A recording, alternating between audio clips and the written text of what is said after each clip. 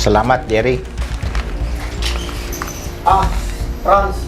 Anong ginagawa mo dito, Masong? Kala mo, bibigyan kita ng pera sa pinagbenta ng lupa at bahay?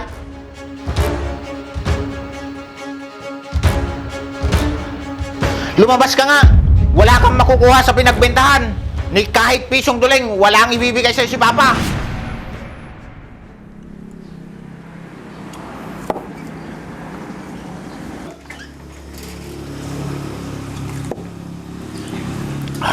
Franz! Bakit pa? Kinuha mo ba yung kwenta sa kwarto ko? Magsalita ka! Oo pa. Bakit mo kinuha? Asan na? Ilabas mo! Ang totoo niyan pa, naisanla ko. Natalo ako sa sabong. Ano? Bakit mo nagawa sa akin yun? Ang alam ko pa, makakabawi ako sa sabong. Pero hindi pala. Di ka ba nag-iisip, Franz? Na ang mahal ng bili ko doon? Bakit? Pag kayong nagsasabong, natatalo din naman kayo, di ba? Oo, pero hindi ko na isasanla yung mga lahas ko. Paano mo may babalik yun? Pa, hindi ko alam kung paano. Pasensya na kayo. Pasensya? Kagaya niyan, ang aga-aga mo uminom. Ang layo ng ugali mo sa kapatid mo. Paano naman nasali sa usapan si Kuya Masong? Basta, pumunta ka na nga lang sa bukid at magpatubig.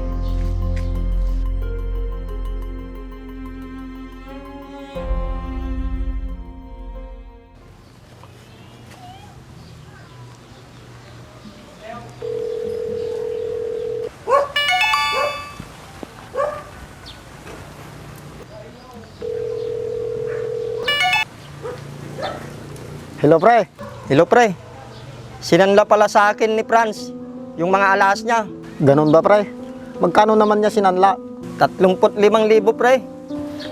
Gaya ng pinag-usapan natin, pare, ako ang magbabalik sa pera na pinansanla mo. Oo, pre. May sinasabi pa nga si Franz na isasanla sa akin yung bukid nyo. Ha? Bakit daw, pre? Sa anong dahilan? Balita nga sa lugar natin, pre. Lulong na sa sabong si Franz at ang papa mo. Halos lahat ng ari-arian nyo nabenta na. Ganun ba, pre? Magkano daw yung sanla sa bukid? 300,000, pre. Kung may pera ka dyan, pare, kunin mo at akong magbabalik sa pera mo. Sige, pre. Salamat sa'yo, pare. Walang anuman.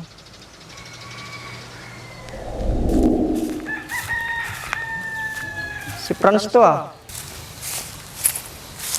Jerry, may pera ka ba dyan? Bakit mo natanong? Isasanlo ko sana itong mga alahas ko. Magkano mo naman isinasanla yan, Franz? 35,000 lang. Sige, kukunin ko.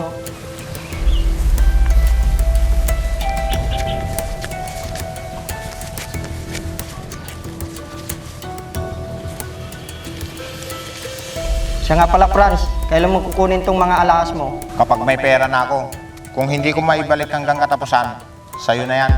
Sabi mo yan ha, Franz. Oo, mayroon akong isang salita. Sige. Siya nga pala, baka gusto mo din magsanla ng bukid. Magkano naman kung sakali? Kahit 300,000 lang. Ilan ang sukat ng bukid nyo, Franz? 1.5 hektarya. Sige, pag-isipan ko muna, Franz. Sige, aalis na ako. Balitaan mo na lang ako kung kukunin mo. Sasabihin ko to kay Pari Masong. Franz! May pera ka ba dyan? Saan naman ako kukuha ng pera? Alam niyo namang natalo ako ng sabong ng isang araw, di ba? Ganun ba? Nakahanap ka na ba ng pagsasanlan sa bukid natin? Nabanggit ko na kay Jerry yung tungkol doon pa. Anong sabi niya? Pag-iisipan pa raw niya pa. Puntahan mo bukas si Jerry. Kasi natalo na naman ako ng sabong. Wala akong puhunan, kaya sasanla ko yung bukid. Sige, pupuntahan ko bukas si Jerry. Siya nga pala, may dumating na sulat galing bangko kanina. Kapag hindi daw tayo nakabayad ng utang hanggang katapusan, maririmata ang bahay at lupa. Hindi pwede. Kailangan gumawa tayo ng paraan. Kung hindi, pupulutin tayo sa kangkungan. Ano kaya kung humingi tayo ng tulong kay Masong? Ano ka mo? Sa kuya mo? Walang pera yun. Magbabakasakali lang po tayo pa. Wag na. Wala din tayong mapapala doon.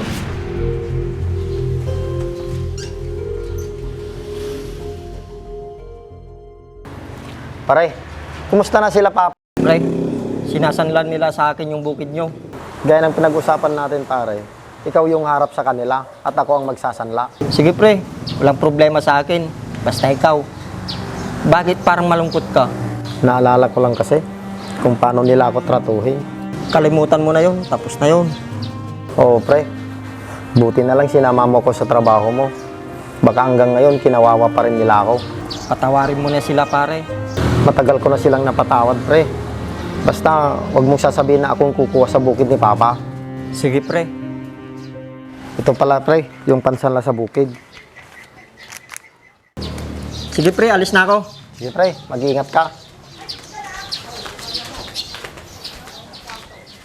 Asan ang titulo, Franz? Nakapagpagawa ka na ba ng kontrata kung ilang taong ko sasanlain? Oo, Jerry. Andito, oh.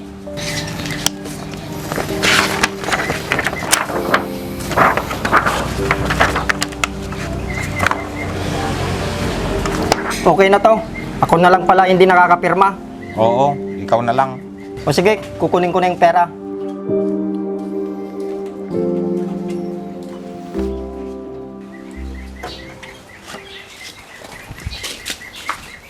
Ito, Franz. Sakto yan.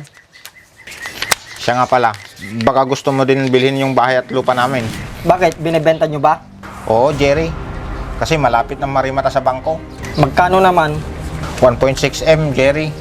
Kasi 1 milyon ang utang namin sa bangko. Ha? Ang laking halaga niyan, Franz. Wala akong ganyang kalaking pera. Nagbabaka sakali lang naman ako sa'yo. Ganito na lang, Franz. Tatawagan na lang kita kung sakaling magkaroon ako ng pera. Sige, aalis na ako. Salamat. Sige, Franz.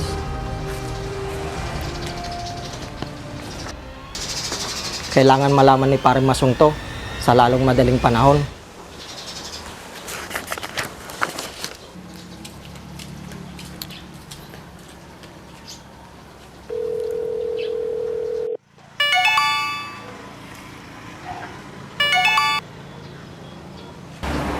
Hello, pare. Nakuha ko na yung bukid ni Papa mo. Mabuti naman kung ganun, pare. Para hindi na mapunta sa iba yung bukid ni Papa. Siya nga pala, pare. Maririmata na raw sa bangko ang bayad lupa nyo.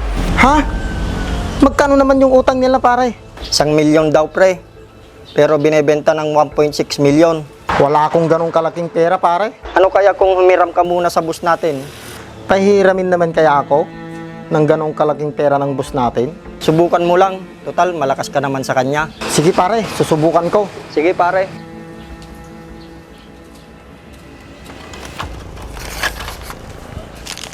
Pre! Pre! Ikaw pala, pre. Anong balita?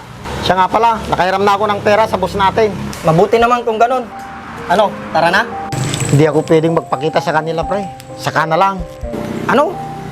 Gusto mo ako lang ang haharap sa kanila? Ganun na nga. Ikaw bahala. Ano, pupunta na ako sa kanila?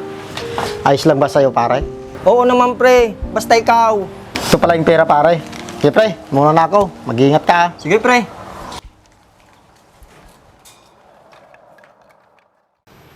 Franz, ito pala yung bayad ng bayad lupa nyo.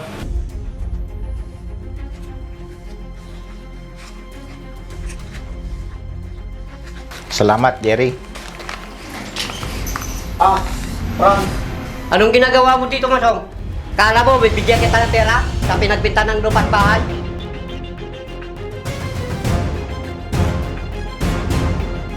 Lumabas ka nga! Wala kang makukuha sa pinagbentahan. Ni kahit pisong duling, wala ang ibibigay sa'yo si Papa. Pre, okay ka lang? Franz, huwag mong itulak si Masong. At bakit naman, Jerry? Dahil siya ang nakabili ng bahay at lupa nyo. Ano? Pwede nyo nang kunin yung mga gamit ninyo. Parang Jerry, mga damit lang nila ang pwede nilang kunin.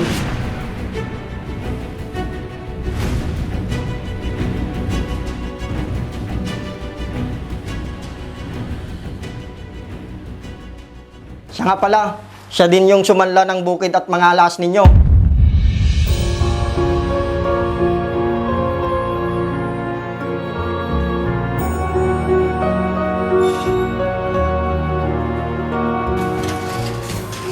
Paano nangyari yun, Franz? Di ko rin alam pa.